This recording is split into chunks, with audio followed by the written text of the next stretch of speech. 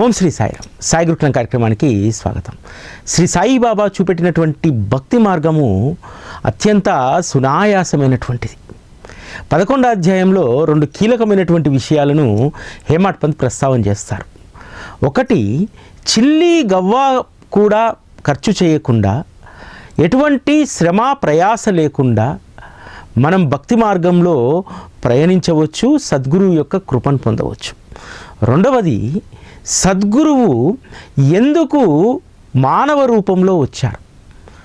దేహభ్రాంతి ఉన్నటువంటి వారికి పూజార్చనలు చేయడానికి, అభిషేకాలు చేసుకోవడానికి ఆకార రూపాన్ని అభిలషిస్తారు.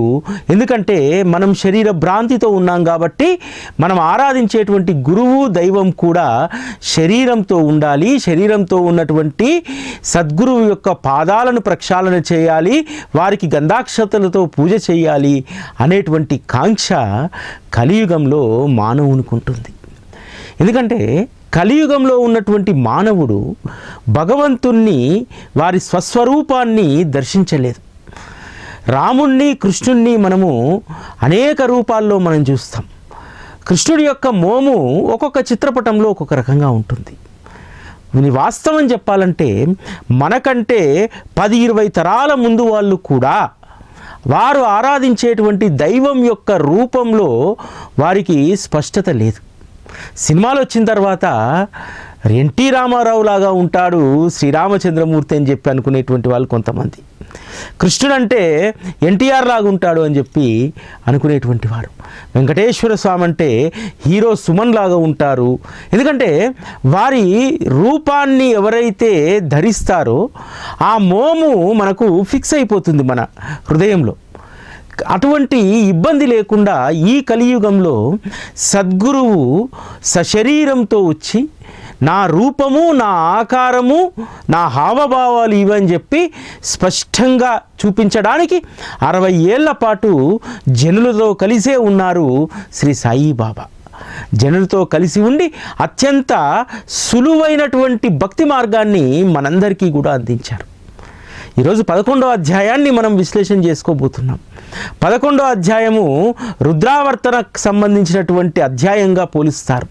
ఎందుకంటే బాబా పంచభూతాలు బాబా ఆధీనంలో ఎలా ఉన్నాయి, శరీర భ్రాంతి కలిగినటువంటి వారికి ఏ విధంగా వారు దర్శనమిస్తారు, ఏ విధంగా భక్తుల యొక్క ప్రేమను వారు స్వీకరిస్తారు.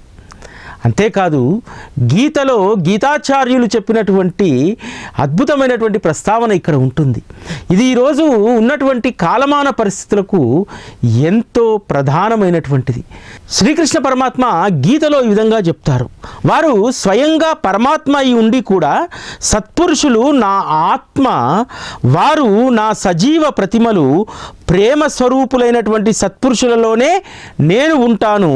సత్పురుషులు నా ప్రతిమారూపమని అనడం భావ్యం కాదు, వారు నా నిశ్చల స్వరూపులు. అందువల్ల నా భక్తుల యొక్క బరువు బాధ్యతలను నేను మోస్తాను, వారి యొక్క అవమానాలను నేను భరిస్తాను. సత్పురుషులకు అనన్యంగా శరణుజొచ్చినటువంటి వారి యొక్క పాదాలకు నేను వందనం చేస్తాను అని అన్నారు. అంటే సత్పురుషులను ఆశ్రయించినటువంటి వారు సత్పురుషులతో, పరమాత్ముడితో సమానం. సాక్షాత్తు భగవంతుడైనటువంటి శ్రీకృష్ణ పరమాత్మ సత్పురుషుల యొక్క వైభవం గురించి ఎంత అద్భుతంగా చెప్పారో చూడండి. సత్పురుషులను శరణుజొచ్చినటువంటి వారి యొక్క పాదాలకు నేను వందనం చేస్తాననేటువంటి మాట ఎంత గొప్ప మాట. సత్పురుషులలో ఉన్నటువంటి గొప్పతనాన్ని, వారి మహిమను ఉద్ధవుడితో ఈ విధంగా చెప్తారు. ఎందుకు శ్రీకృష్ణ పరమాత్మ ఈ విధంగా సత్పురుషుల గురించి చెప్పారు? సత్పురుషులకు, ఋషులకు కులంతో, మతంతో సంబంధం లేదు. విశ్వామిత్రుడు క్షత్రియ కులం నుంచి వచ్చినటువంటి వారు, అదేవిధంగా వశిష్ఠుడు బ్రాహ్మణ కులం నుంచి వచ్చినటువంటి వారు. వేదవ్యాసుడు ఎక్కడ జన్మించారు? మత్స్యకార కుటుంబంలో జన్మించారు కదా. సత్యవతి అనేటువంటి మత్స్యకార స్త్రీ గర్భంలో వారు జన్మించారు కదా. మరి వారు ఎంత గొప్ప ఋషులు, ఎంత గొప్ప మహాత్ములు. మహాత్ములకు కులం, మతం ఉంటుందా? అదేవిధంగా వాల్మీకి ఏ కులంలో జన్మించాడు? చాలా కిరాతకమైనటువంటి బోయ కులంలో వేటగాడిగా జన్మించాడు కదా. మరి వేదవ్యాసుడు రాసినటువంటి గ్రంథాలను మనం చదువుతాము, అదేవిధంగా పరమ పవిత్రమైనటువంటి రామాయణాన్ని మనం చదువుతాము. అదేవిధంగా మహీదాసు ఒక శూద్ర కులంలో పుట్టినటువంటి వారు కదా. వారు రాసినటువంటి అనేక గ్రంథాలను ఈరోజు మనం అవి ఒక పుణ్య గ్రంథాలుగా మనము భావిస్తాం కదా. మరి వేదవ్యాసుడికి లేనటువంటి కులం, వాల్మీకి లేనటువంటి కులం, మహీదాసుకు లేనటువంటి కులం ఇతరుల సత్పురుషులకు ఏ విధంగా ఉంటుంది? ఇక్కడ మనం చూడాల్సినటువంటిది సత్పురుషుల యొక్క వేష భాషలు, వారి యొక్క కులం మతం కాదు, వారిలో ఇమిడి ఉన్నటువంటి జ్ఞానాన్ని మాత్రమే చూడాలి. శ్రీకృష్ణ పరమాత్మ అదే చెప్పారు, వారు ఎవరైనా సరే వారు నా ప్రతిమారూపాలు అని అన్నారు. అందువల్ల కలియుగంలో వచ్చేటువంటి సత్పురుషులందరూ కూడా శ్రీకృష్ణ పరమాత్మ యొక్క ప్రతిమారూపాలు. అంతేకాదు సత్పురుషులు నా సజీవ ఆత్మస్వరూపులు అని చెప్పారు కదా. మరి మనం సత్పురుషుల యొక్క కులాన్ని మతాన్ని మనం ఎందుకు చూడాల్సి వస్తుంది? ఇక్కడ మనమందరం ఆలోచించాలి. పరమ పవిత్రమైనటువంటి రామాయణాన్ని భాగవతాన్ని రాసినటువంటి వేదవ్యాసులు వాల్మీకి వారు ఏమైనా ఉన్నత కుటుంబంలో పుట్టినటువంటి వారా, ఉన్నత జాతిలో పుట్టినటువంటి వారా? అక్కడ జాతి మతం ప్రమాణం కాదు, వారికి ఉన్నటువంటి జ్ఞానం మాత్రమే ప్రమాణం అనేటువంటి విషయాన్ని మనం గుర్తించకపోతే ఎలా? ఇటువంటి సత్యాన్ని వదిలి సాయిబాబా విషయంలో అనేక మంది అసత్యాలను ప్రచారం చేస్తున్నారు. సత్పురుషులకు కులము మతము అంటగట్టకూడదు, వారిలో ఉన్నటువంటి జ్ఞానాన్నే చూడాలనేటువంటి వివేకం ఎంతమందికి ఉంది? నిజంగా అటువంటి వివేకం ఈరోజు బాబా కొన్ని లక్షల మందికి ఇచ్చారు. బాబాను ఆశ్రయించినటువంటి వాళ్ళు గొప్ప వివేకవంతులు. అందుకనే బాబా యొక్క కులం మతం జాతి గురించి ఆలోచించరు. అటువంటి వారే నిజమైనటువంటి జ్ఞానులు, అటువంటి వారే నిజమైనటువంటి విజ్ఞులు. ఈరోజు బాబా భక్తులుగా మనందరము గర్వించాలి. ఎవరేమి మాట్లాడుకున్నా మనము విజ్ఞులము, మనమే జ్ఞానులము. ఎందుకంటే ఎవరైతే సత్పురుషుల యొక్క కుల మతాలను ఎంచరో వారే అసలైనటువంటి జ్ఞాని. జ్ఞాని యొక్క పనేమిటి? పరమాత్మను కనుక్కోవడం, పరమాత్మకు సర్వశ శరణాగతి చేయడం.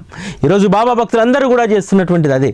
మనందరము అద్భుతమైనటువంటి భక్తి జ్ఞాన వైరాగ్య మార్గంలో మనం ఉన్నాము. ఈరోజు మనందరి జీవితాలు కూడా తరిస్తూ ఉన్నాయి. అంతేకాదు ఒక సత్యాన్ని కనుక మనం చూస్తే ఈరోజు కలియుగంలో అవతరించినటువంటి అవతారాలు ఎన్ని? ఈ కలియుగంలో ప్రత్యేకమైనటువంటి దైవానికి ఎటువంటి కొలమానం లేదు. శ్రీకృష్ణ పరమాత్మ చెప్పినట్టు ద్వాపరయుగం తర్వాత వచ్చేటువంటి కలియుగంలో భగవత్ స్వరూపాలు ఉండరు. గురుస్వరూపాలు, సాధు సత్పురుషుల స్వరూపాలే దైవ స్వరూపాలుగా, వారే పరమాత్మలుగా శ్రీకృష్ణ పరమాత్మ ప్రకటించారు కదా ఉద్ధవ గీతలో.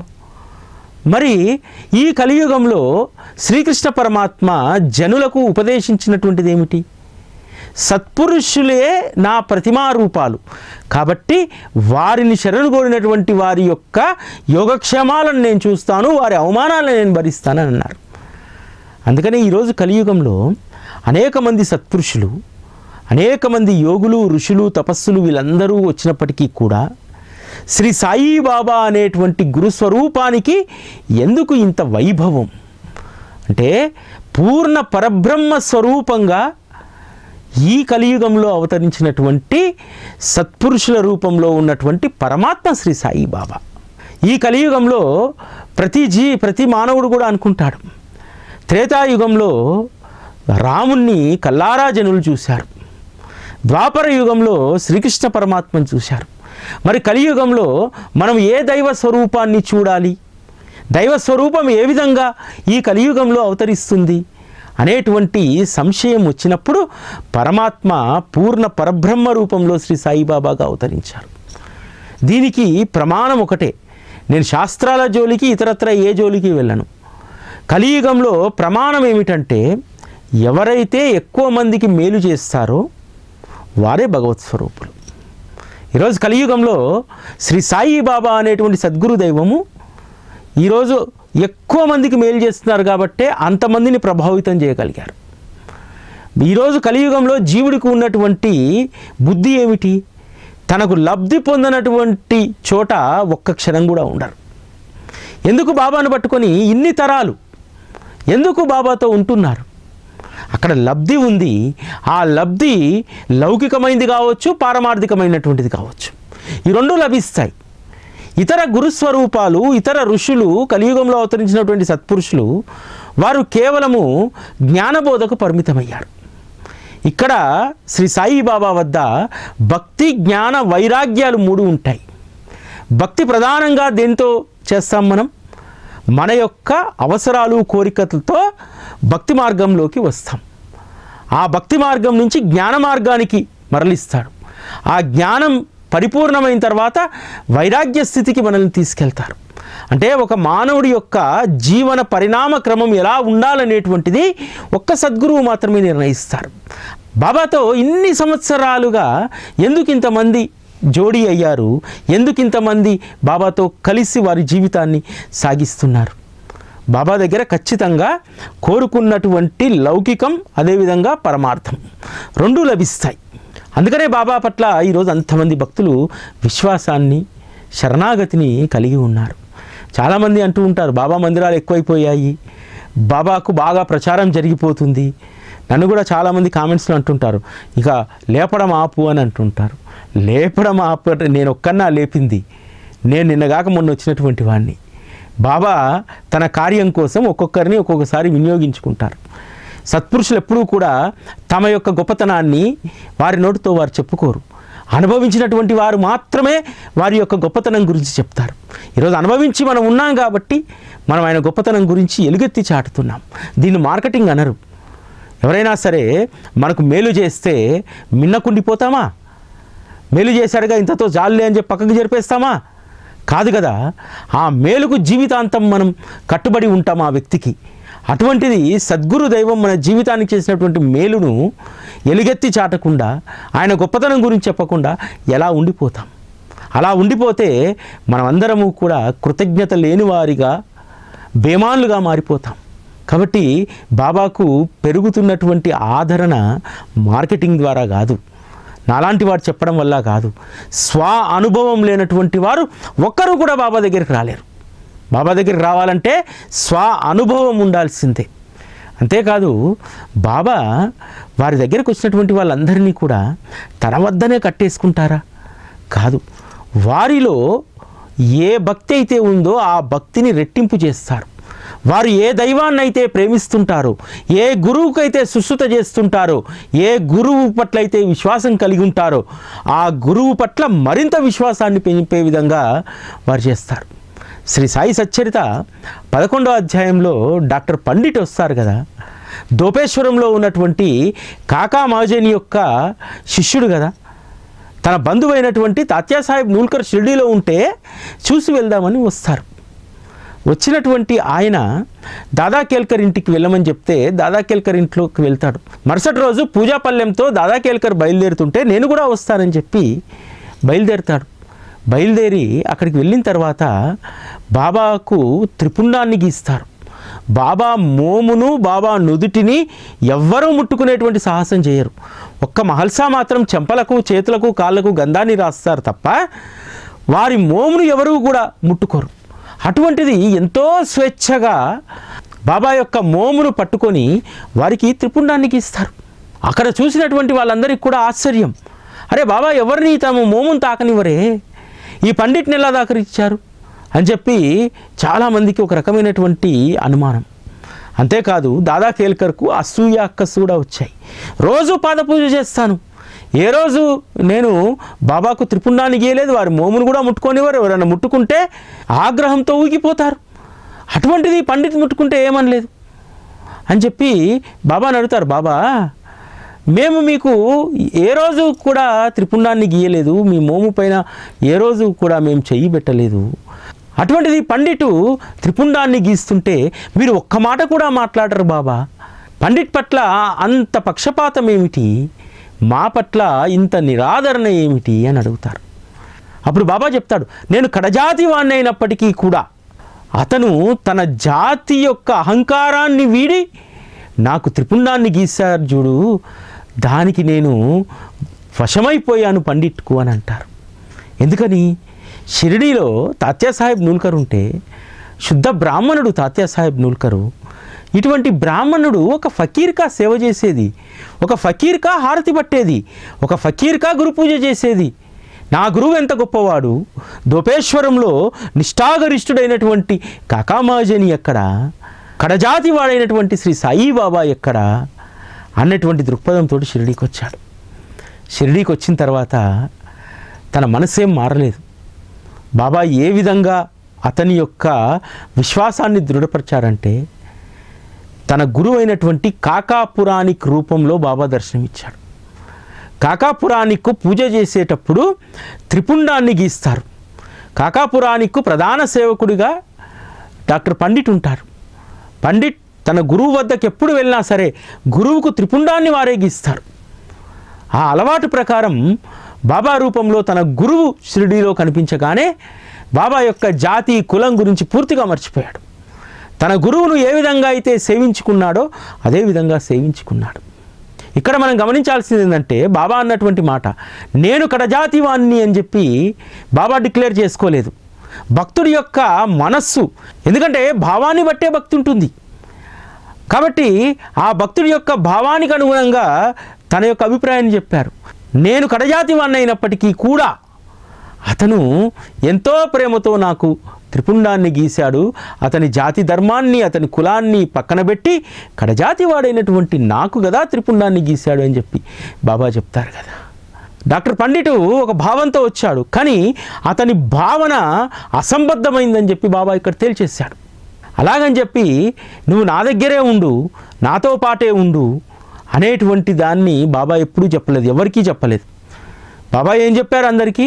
నువ్వు ఏ గురువునైతే సేవిస్తున్నావో ఆ గురువు పట్ల మరింత అచంచలమైనటువంటి భక్తిని, శ్రద్ధను పెంచుకో అని చెప్పి చెప్పారు తప్ప నువ్వు ఇక్కడే ఉండిపో, నా సేవలోనే ఉండిపో అని చెప్పి బాబా ఎవరికీ చెప్పలేదు. ఏ భక్తుడైతే తన వద్దకు వచ్చాడో, అనన్య శరణాగతి కావాలనుకున్నటువంటి వారికి తన పాదాల చెంత ఉంచుకున్నారు. ఎవరైతే ఇంతకు ముందే గురుభక్తిని కలిగి ఉన్నారో ఆ గురుభక్తి కలిగినటువంటి వారికి ఆ భక్తిని మరింత స్థిరం చేశారు. ఏ ఏ దైవం పట్ల అయితే వారికి ఆసక్తి ఉంటుందో, మక్కువ ఉంటుందో ఆ దైవం పట్ల మరింత ప్రేమను, భక్తిని పెంపొందించేలాగానే చేశారు తప్ప నా దగ్గర వచ్చి మీరందరూ ఉండిపోండి అని చెప్పి ఎప్పుడు బాబా అనలేదు. ఇందులోనే ఇంకొక అద్భుతమైనటువంటి సందర్భం ఉంటుంది. హాజీ సిద్ది ఫాల్కే షిరిడీకి వచ్చి 9 మాసాలు ఎదురు చూస్తారు బాబా దర్శనం కోసం. 9 మాసాలు కూడా బాబా ద్వారకామై మెట్లు ఎక్కనివ్వడు హాజీని. అయినా సరే ఎంతో ఓపికతో ఎప్పటికైనా సరే బాబా పిలవకపోతాడా అనేటువంటి ఆ సంకల్పంతో షిరిడీలో ఉండిపోతాడు. బాబాకు హాజీ పైన కోపం ఉందేమో అని చెప్పి అనుకుంటారు. ఎందుకంటే అనేక సందర్భాల్లో బాబా ఆగ్రహంతో ఊగిపోయేటువంటి వారు. ఆగ్రహం ఎందుకు, ఎవరిపైన అనేటువంటిది చాలామందికి తెలియదు. ఒక్కొక్కసారి భక్తుల యొక్క రోగాలను తగ్గించడానికి, వారి ఆపదలను తగ్గించడానికి బాబా కోపోగ్రతులయ్యి ఊగిపోతూ ఉండేటువంటి వారు. ఆ తర్వాత బాబా ఒక మాట చెప్పేటువంటి వారు, నేను ఎవరిపైనా కోపగించుకోను. మిమ్మల్ని ఎవరినైనా సరే నేను తిరస్కరించాలంటే, నేను కోపగించుకోవాలంటే సముద్రం తన నదిలో కలిసినటువంటి నీరును వెనక్కి పంపించినప్పుడు మాత్రమే నేను మిమ్మల్ని కోపగించుకుంటాను అని అంటారు. అది అసాధ్యం కదా. సముద్రంలో కలిసినటువంటి నదీ నీరు వెనక్కి పంపిస్తుందా సముద్రం? అది కల్పాంతం వరకు కూడా జరగదు. అదేవిధంగా నన్ను శరణుజొచ్చి వచ్చినటువంటి వారిని నేనెప్పుడూ నిరాదరణకు గురి చేయను. నేనెప్పుడూ వారి పట్ల కోపాన్ని కలిగి ఉండను. ఎప్పుడూ కూడా సముద్రం ఏ విధంగా అయితే నదీమాతను తన ఒడిలో కలుపుకుంటుందో అదేవిధంగా మీరు ఎవరైనా సరే శరణుజొచ్చి వస్తే మీరు నా ఒడిలో మీరు ఉండిపోవాల్సిందే, నాలో మీరు కలిసిపోవాల్సిందే. నాతో కలిసినటువంటి వారిని ఎవరిని కూడా నేను తిరస్కరించను. సముద్రం తన ధర్మాన్ని మార్చుకున్నప్పుడు, నదీ నీరును తిరిగి పంపించినప్పుడు అప్పుడు కూడా నేను నా ధర్మాన్ని మార్చుకుంటాను అని చెప్పి బాబా అంటారు. కాబట్టి అది అసంభవమైనటువంటిది. బాబా దరి చేరినటువంటి వారు ఎవరైనా సరే, ఏ ఉద్దేశంతో వచ్చినా సరే వారిని సవరించి తనలో కలుపుకుంటాడు, తన భక్తుడిగా మార్చుకుంటాడు. హాజీ సిద్ది ఫాల్కే చూడండి, మనం అనుకుంటాము వచ్చాడు 9 నెలలు అయింది బాబా దర్శనం కలగలేదని చెప్పి. ఇక్కడ మనం గమనించాల్సింది ఏంటంటే హాజీ సిద్ది ఫాల్కే మామూలు వ్యక్తి ఏం కాదు. హజ్ యాత్ర చేసి వచ్చినటువంటి వారు, ఖురాన్ కంఠస్థ వచ్చు, ఖురాన్ ధర్మం తెలుసు. ఖురాన్ ధర్మం ఏమిటి? నిరాకార రూపం తప్ప ఆకార రూపాన్ని మనం ఆరాధించకూడదు అనేటువంటిది ఖురాన్ భాష్యం. కానీ ఇంత తెలిసినటువంటి హాజీ ఎందుకు బాబా దర్శనం కోసం పరితపించాడు? తను మక్కా వెళ్ళి వచ్చినా ఆ తృప్తి లేదు. అసలైనటువంటి తృప్తి ఏదని నిర్ణయించుకున్నాడంటే శ్రీ సాయి బాబా తనను ద్వారకామాయిలోకి అనుమతించాలి, అందరిలాగా వారితో నేను కలిసి కాసేపైనా కూర్చోవాలి. ఇది అభిలాష. సాధారణంగా మక్కా మస్జిద్ యాత్ర చేసినటువంటి వారికి ఏ కోరిక ఉండదు. కానీ ఈ హాజీకి బాబాను చూడగానే, బాబా యొక్క గొప్పతనం తెలుసుకున్న తర్వాత మక్కా మస్జిద్ యాత్ర కంటే కూడా శ్రీ సాయి బాబా సాయుచర్యం లభించడం అందుకు ఎన్నో రెట్ల పుణ్యమని చెప్పి హాజీ భావించాడు. అందుకోసమే 9 నెలలు అన్నీ చూసి వచ్చినోడికి 9 నెలలు ఎందుకు వెయిట్ చేయాల్సి వచ్చింది? తన మనస్సు చెప్పింది, నీ హజ్ యాత్ర, నీ మక్కా మస్జిద్ యాత్ర ఫలితం రావాలంటే ఈ సత్పురుషునితో మన కలయిక జరగాలి అని చెప్పి తన మనస్సు చెప్పింది. అప్పుడే యాత్ర సఫలీకృతమవుతుందని చెప్పి భావించాడు. అందుకోసమే బాబా తిరస్కరించినా సరే 9 మాసాల పాటు ద్వారకామై ఎదురుగా గుడారం వేసుకొని ఉన్నాడు కదా. ఎప్పుడు పిలుపు వస్తుందా అని చెప్పి ఓ కాలు ముందుకు పెట్టి గుడారం బయట కూర్చునేటువంటి వారు. కానీ 9 నెలలైనా సరే నిరాశ మిగిలింది. ఆఖరికి శ్యామ మధ్యవర్తిత్వంతోనైనా ఏదైనా ఫలితం దొరుకుతుందని చెప్పి ప్రయత్నించారు. శ్యామ వెళ్ళి అడిగితే బాబా అంటాడు, శ్యామ నువ్వు చిన్నపిల్లవాడివి, ఈ వ్యవహారాలు నీకు తెలియవు, ఇందులో నువ్వు జోక్యం చేసుకోవద్దు అని అంటారు. లేదు బాబా, హాజీ వచ్చి 9 నెలలు అవుతుంది, మీ పిలుపు కోసము పడిగాపులు కాచుకుంటూ కూర్చున్నాడు, దయచేసి వారిని ఒక్కసారి మా ద్వారకామాయిలోకి అనుమతించండి అని అంటారు. బాబా అడుగుతాడు, వెళ్ళి 14,000 రూపాయలు ఇస్తాడేమో అడుగుపో అని చెప్పి. 14,000 ఏమిటి బాబా అడిగితే 14 లక్షలైనా సరే ఇస్తాను అని అంటారు. బాబా కోపం వచ్చి కుండలు అన్ని బద్దలు కొట్టేస్తాడు మసీదులో. ఎందుకు? అతని యొక్క అహంకారం. 14 లక్షలు అతని దగ్గర ఉన్నాయా? లేవు కదా. అడిగినటువంటి 14,000కి సమాధానం చెప్పాలి, కానీ తన బడాయి పోయాడు అక్కడ. 14,000 అయినా 14,000 ఏమిటి 14 లక్షలైనా ఇస్తాను బాబా కోసం అని చెప్పి. తర్వాత ఇంకొకటి అడిగి రమ్మంటారు, ఈరోజు మేకను కోస్తున్నాను, వృష్ణాలు కావాలా మాంసం కావాలా? ఎందుకంటే ముందు బాబా కోపోగ్రతులయ్యాడు కదా, అందుకని ఏమంటాడు ఈసారి, వాళ్ళ కొలంబాలో ఏ ముక్క ఇచ్చినా సరే అని అంటారు. మళ్ళీ బాబా ఆగ్రహంతో ఊగిపోయి ద్వారకామై మెట్లు దిగి వచ్చి అతన్ని కొట్టినంత పని చేస్తాడు. ఎందుకని? అక్కడ ఫస్ట్ ఏమో అహంకారం, రెండోసారి అహంకారానికి బాబా ఆగ్రహం వ్యక్తం చేశాడు కాబట్టి రెండోసారి నక్క వినయం. అంటే స్వచ్ఛమైనటువంటి మనస్సు లేదు. ఇంకా మక్కా మస్జిద్ యాత్ర చేసి వచ్చినా సరే మనసు స్వచ్ఛం కాలేదు. అందుకనే బాబా దిగి వచ్చి అడుగుతారు, నువ్వు మక్కా యాత్ర చేసి వచ్చానని చెప్పి బడాయి కొడుతున్నావా? ఖురాన్ కంఠస్థ వచ్చని చెప్పి గర్వపడుతున్నావా? అసలు ఖురాన్ను చదివే విధానం నీకు తెలుసా? ఇలానేనా నువ్వు ఖురాన్ చదివేటువంటిది? అంటే అతడు హాజీ అయ్యాడు కానీ వివేకం లేదు. తను ఆరాధించేటువంటి అల్లా పట్ల సరైనటువంటి భక్తి గౌరవం లేదు. ఆ రెండింటిని పెంపొందించడానికి బాబా చెప్పినటువంటి పాఠం. హాజీ విజ్ఞుడు కాబట్టి అర్థమవుతుంది. తన యొక్క అహంకారమే 9 మాసాలు ద్వారకామై ఎదురుగా కూర్చోబెట్టింది. ఆ తర్వాత బాబా మామిడి పళ్ళు అమ్మడానికి వస్తే మామిడి పళ్ళ గంపను కొని హాజీకి పంపిస్తాడు. ఆ తర్వాత బాబాయే స్వయంగా పిలిచి చక్కటి విందునిచ్చి తనను కళ్యాణ్ సాగనంపుతాడు. అంటే గర్వహంకారాలు రాలేకపోతే బాబాను మనం చేరుకోలేం. మరి బాబాను చేరుకున్నటువంటి మొదటి రోజుల్లో గర్వాహంకారం రాలిందా? గర్వాహంకారం తగ్గేటువంటి బీజం పడుతుంది. అప్పుడు మనకు సమస్య వస్తుంది, ఆ సమస్య ద్వారా బాబాను చేరుతాం కదా. అప్పుడు ఏమంటాం బాబాను, బాబా సర్వం నువ్వే, ఏది చేసినా నువ్వే చేయాలి. ఆ కోరడంలోనే గొప్ప విజ్ఞత వచ్చేసింది మనకు. సర్వం నీవే, నేననేటువంటిది లేదు. ఆ ఒక్క మాటకు బాబా పడిపోతాడు. పడిపోయి మనకు ఆ ఒక్క మాట అన్నంత మాత్రాన మనలో జ్ఞానం పెరుగుతుందా, నేను అనేటువంటిది పోతుందంటే పోదు. కానీ ఆయన మన జీవితంలోకి ప్రవేశించి ఆపరేషన్ స్టార్ట్ చేస్తాడు. నేను అనేటువంటిది పోయేలాగా అనేక అనుభవాలను ఇస్తాడు. ఆ విధంగా బాబా మన జీవితాల్లో భాగమైపోతాడు. వారి లేనటువంటి జీవితం శూన్యం అనిపిస్తుంది. ఈ అధ్యాయంలో ఒక కీలకమైనటువంటి విషయం ఉంటుంది. మనందరము కూడా ఈ బాబా పంచభూతాలను అదుపు చేశారు. విపరీతమైనటువంటి తుఫాను వస్తుంటే జనులందరూ పశుపక్షాదులు భయపడిపోయి ద్వారకామయ్య చూరు కిందికి వచ్చారు అని చెప్పి మనం చదువుకుంటాం. ఇందులో ఒక అద్భుతమైనటువంటి ప్రస్తావన ఉంటుంది. దీనిపైన కూడా అనేక మంది ఈ మధ్యలో విమర్శలు చేస్తూ ఉన్నారు. హేమాడ్ పంత్ రాస్తారు, గ్రామ దేవతలైనటువంటి మరియమ్మ, ఖండోబా, శని, గణపతి, ఇన్ని దేవతామూర్తులు షిరిడీలో అనేక చోట్ల ఉండగా వారెవరూ షిరిడీ జనులకు గుర్తు రాలేదు, వారు బాబానే శరణు వేడారు అనేటువంటి విషయాన్ని రాస్తారు. ఎందుకు అనేటువంటి దాని కింద లైన్లో ఉంటుంది. ఎందుకనంటే మరియమ్మకో గ్రామదేవతకో మొక్కుకుంటే ఈ తుఫాన్ తగ్గించు, నీకు కోడినో మేకనో కోస్తామని చెప్పి మొక్కుకోవాలి. కానీ దయామైనటువంటి సాయిబాబాకు ఏ మొక్కు అవసరం లేదు, ప్రేమ భక్తి ఉంటే చాలు.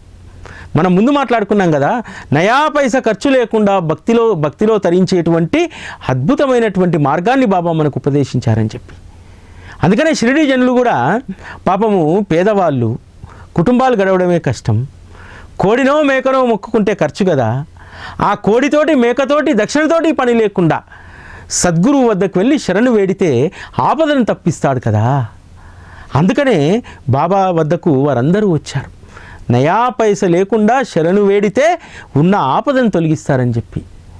జనుల యొక్క ఆరాటాన్ని, భయాన్ని చూసినటువంటి బాబా మేఘుణ్ణి ఆదేశించి వర్షాన్ని ఆపుతాడు. ఆ తర్వాత జీవులు, జనులు అందరూ కూడా స్వేచ్ఛగా ఇళ్లలోకి వెళ్ళిపోతారు. లేగదూడలు రంకెలు వేస్తూ, గంతులు వేస్తూ ఆడుకుంటూ వెళ్తాయి. అప్పటి వరకు బిక్కుబిక్కుమంటూ ద్వారకామయ్య చూరు కిందికి వచ్చినటువంటి లేగదూడలు, పశుపక్షాదులు ఒక్కసారిగా వాతావరణం తేలికగానే ఆనందంతో వయ్యారంగా పరుగులు తీస్తూ వెళ్తూ ఉంటాయి. కాబట్టి ఎందుకు షిరిడీ జనులు బాబాను ఆశ్రయించారు? ఇంతకుముందు భక్తి అన్న, ఇంతకుముందు దేవతా అర్చన అన్న అనేక రకాలైనటువంటి ఖర్చులు. ఇటువంటి ఆపద సమయంలో గ్రామదేవతలను వేడుకుంటే ఆ గ్రామదేవతలను శాంతిపరచాలి. కానీ సద్గురువును శాంతిపరచడానికి అవేవీ అవసరం లేదు. భక్తి, ప్రేమ ఈ రెండు ఉంటే చాలు. వారు ఎప్పుడూ కూడా శాంతవదనంతో మన యొక్క ఆపదలను తొలగిస్తారు.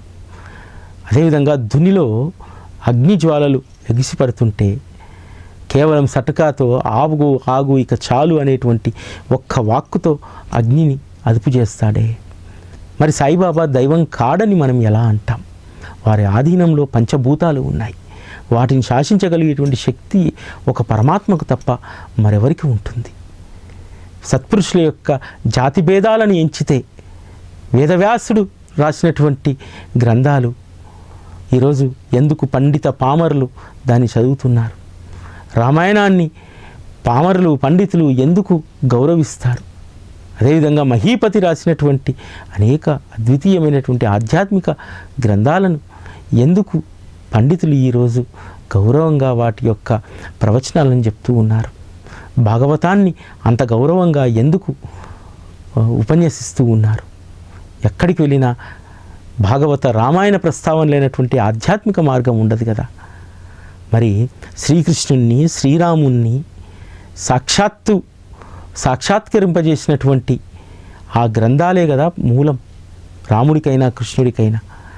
ఆ గ్రంథాలను రాసినటువంటి వారు కూడా ఒక సాధారణమైనటువంటి వ్యక్తులే కదా. అందుకనే బాబా తన గ్రంథాన్ని కూడా రాయించుకోవడానికి శ్రీ హేమాడ్ పంత్ అనేటువంటి ఒక అమాయకమైనటువంటి భక్తుణ్ణి, విజ్ఞుణ్ణి ఎంపిక చేసుకున్నాడు.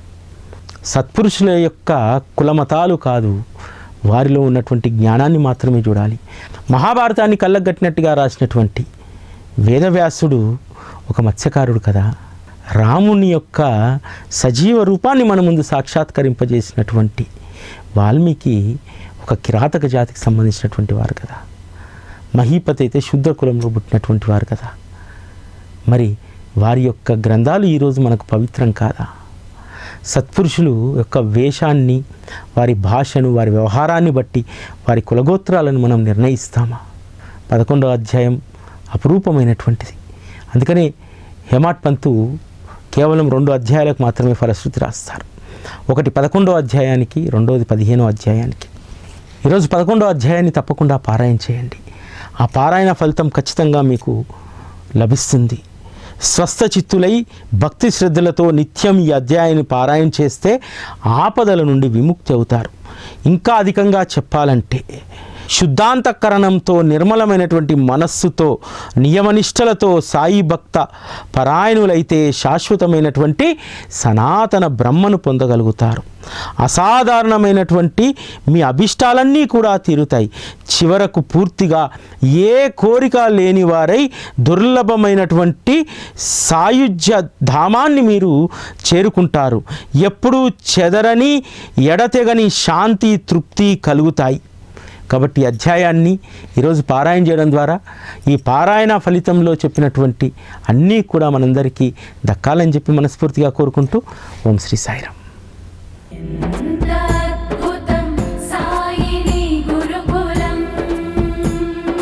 శిక్షణే తప్ప శిక్షలు లేని శరణాగతి సౌదం.